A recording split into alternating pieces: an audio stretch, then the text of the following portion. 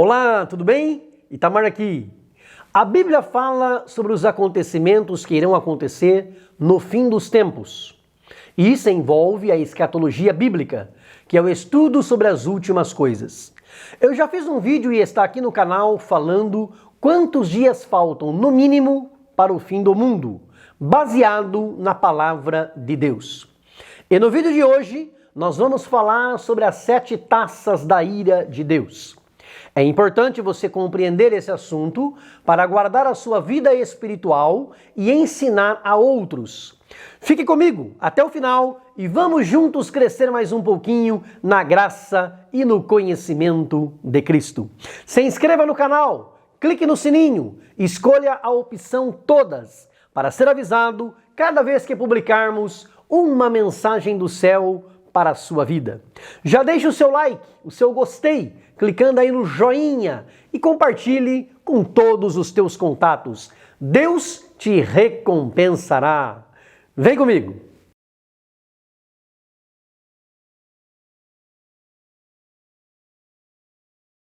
O apóstolo João, o discípulo que era amigo íntimo de Jesus, que escreveu o Evangelho do Verbo encarnado, que escreveu as epístolas, foi exilado na ilha de Pátimos. Lá, ele viu o Senhor glorificado e suas igrejas. Viu também o Cordeiro digno de abrir o livro e desatar os 7 selos no desfecho da história da humanidade. Viu Deus Pai e Cristo no grande conflito com Satanás. Teve a visão desse conflito do ponto de vista dos inimigos, aqui na terra, mas também do ponto de vista do céu. É justamente do ponto de vista do céu que João vê os 7 anjos com as 7 pragas na sequência final do conflito. As 7 trombetas são os avisos e uma palhinha da ira de Deus que será derramada pelas 7 taças.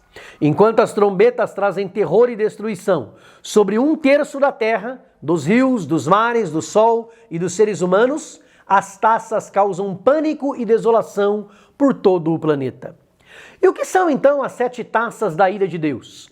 As 7 taças de ouro é o desdobramento do julgamento da 7ª trombeta. Elas contêm as 7 últimas pragas da ira de Deus, os julgamentos divinos finais sobre a terra durante a tribulação. As 7 taças são derramadas por 7 anjos. João viu o que parecia ser um mar de vidro misturado com fogo, e junto a esse mar de vidro estavam os que venceram a besta, que não adoraram ao anticristo, nem a sua imagem, nem o seu sinal, nem o seu número. Eles estavam em pé sobre esta superfície, com as harpas nas mãos, cantando o cântico de Moisés e o cântico do Cordeiro. Ou seja, estavam adorando ao Criador. O que eles diziam neste cântico? A resposta está em Apocalipse, capítulo 15, versículos 3 e 4. Grandes e maravilhosas são as tuas obras, Senhor, Deus Todo-Poderoso. Justos e verdadeiros são os teus caminhos, ó Rei dos Santos. Quem te não temerá, ó Senhor, e não magnificará o teu nome? Porque só tu és santo. Por isso, todas as nações virão e se prostrarão diante de ti, porque os teus juízos são manifestos. Cantavam o cântico de Moisés e o cântico do Cordeiro, porque assim como Moisés libertou o povo de Israel do Egito, Cristo, nosso Cordeiro Pascal, que tira o pecado do mundo, nos libertou da condenação eterna. Eles dizem no seu canto: justos e verdadeiros são os teus caminhos, ó Rei dos Santos. Tudo o que acontecerá no fim dos tempos, os 7 selos, as 7 trombetas e as 7 taças da ira de Deus, só demonstram que Deus é um justo juiz. O cântico continua: quem não te temerá, ó Senhor, e não magnificará o teu nome? Será que, mesmo vendo Deus exercer a justiça e efetuar o seu julgamento, alguém ainda terá coragem de não se curvar perante Deus? João viu no céu o templo do tabernáculo do testemunho que se abria. Esse templo era parecido com o tabernáculo do Antigo Testamento, que continha os 10 mandamentos. É Deus entrando em juízo com a humanidade, devido ao fato de que Deus abomina o pecado, mas os homens continuarem rejeitando a palavra divina. Desse templo que se abria no céu, saíram 7 anjos, vestidos de linho puro e resplandecente e cingidos com cintos de ouro, pelo peito. Estes anjos recebem as 7 taças de ouro, cheias da ira do Deus que vive para todo sempre. Quando eles recebem as taças, a glória e o poder de Deus enchem o templo, de forma que ninguém nele podia entrar, até que as 7 pragas fossem consumadas.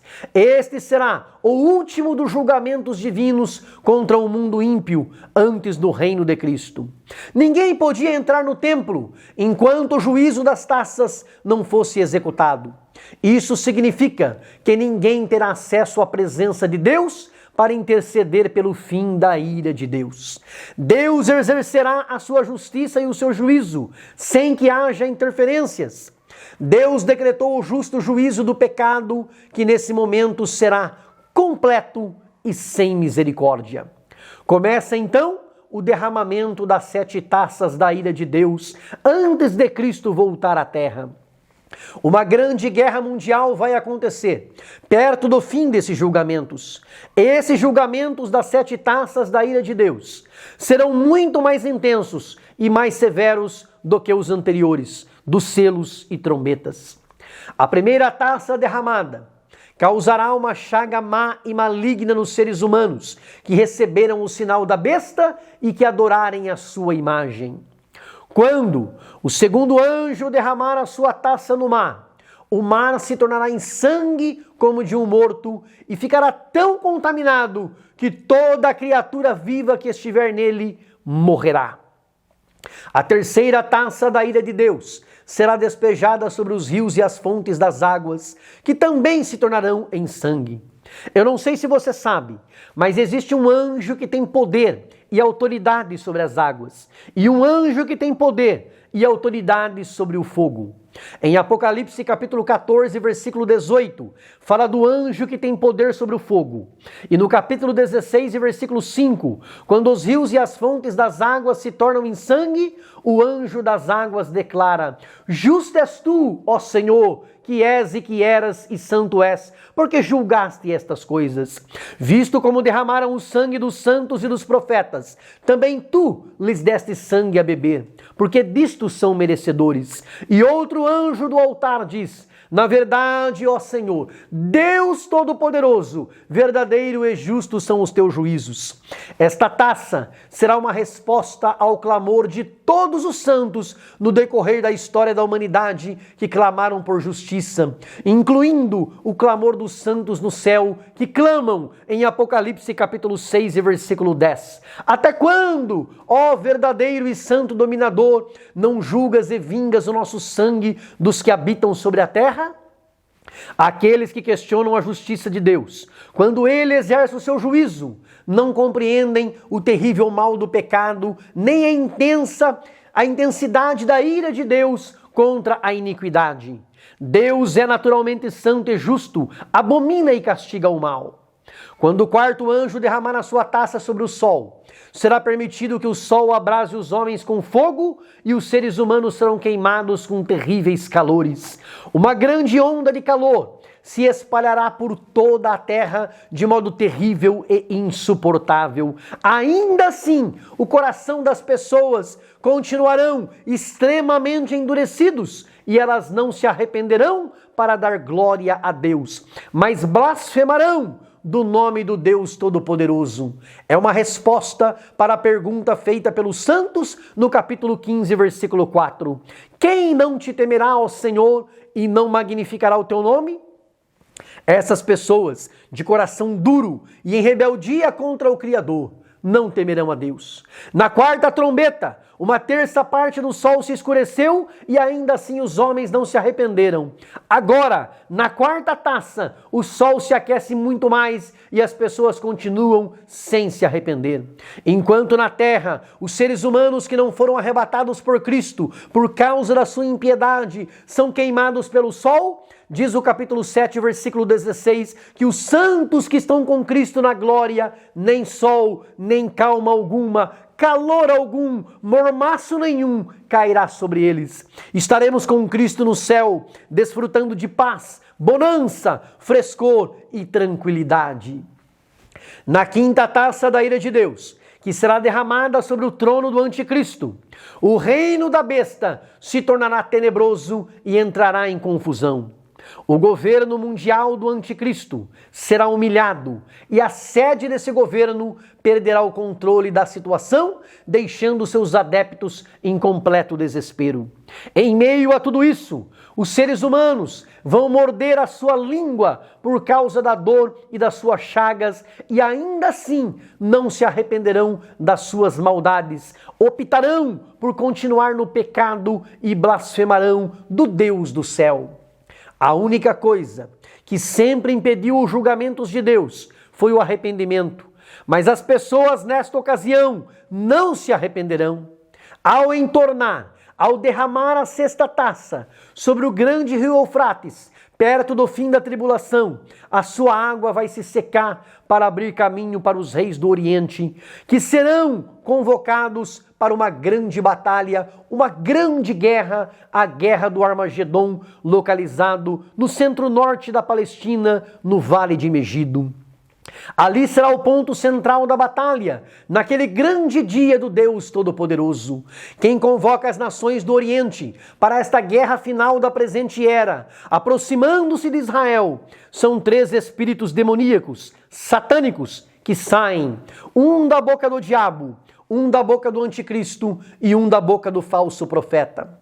Como eles conseguem convencer os reis a entrarem em guerra contra Israel?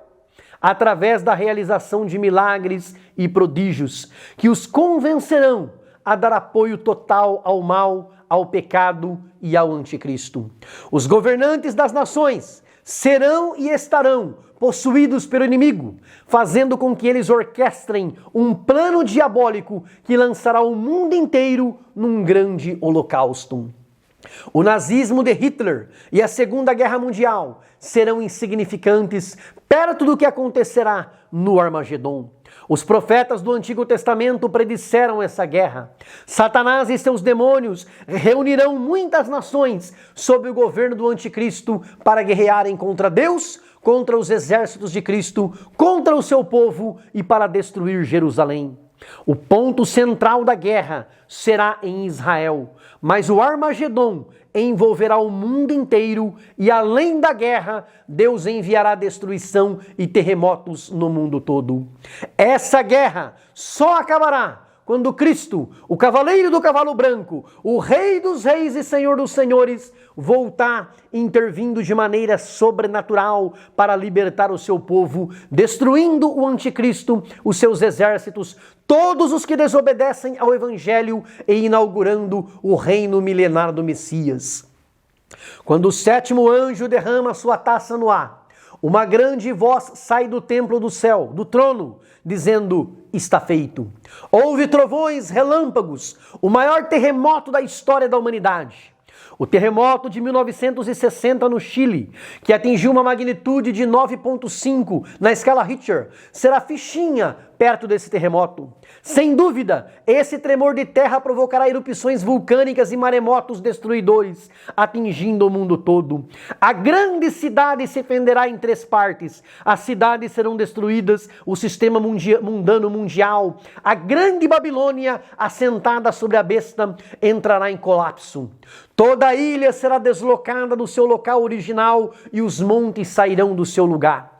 Pedras de cerca de 35 quilos cairão do céu sobre as pessoas em uma chuva de granizo, qual nunca houve na história da humanidade. E ainda assim, os homens vão blasfemar por causa da saraiva de pedras, não se arrependendo dos seus pecados. Por isso, meu querido, minha querida, aceite ao nosso Senhor Jesus Cristo como seu único e suficiente Salvador e Senhor. Permaneça fiel nos seus caminhos e na sua palavra. Enquanto o mundo passará por isso, nós estaremos alegres e triunfantes no céu. Viremos com Cristo montados em cavalos brancos para com ele vencer o anticristo e o falso profeta. Enquanto Satanás estará amarrado por 1000 anos, nós reinaremos com Cristo na terra, e quando ele for solto, nós, com Cristo, o venceremos para sempre. Todos comparecerão perante o grande trono branco para o juízo final e nós herdaremos o novo céu e a nova terra, a nova Jerusalém que de Deus descia do céu. Se você concorda que esta mensagem é de Deus, se inscreva no canal, dá um like, clica no joinha e escreva no comentário: eu concordo e vou reinar para sempre com Cristo. Grande abraço, beijo no coração, fica com Deus.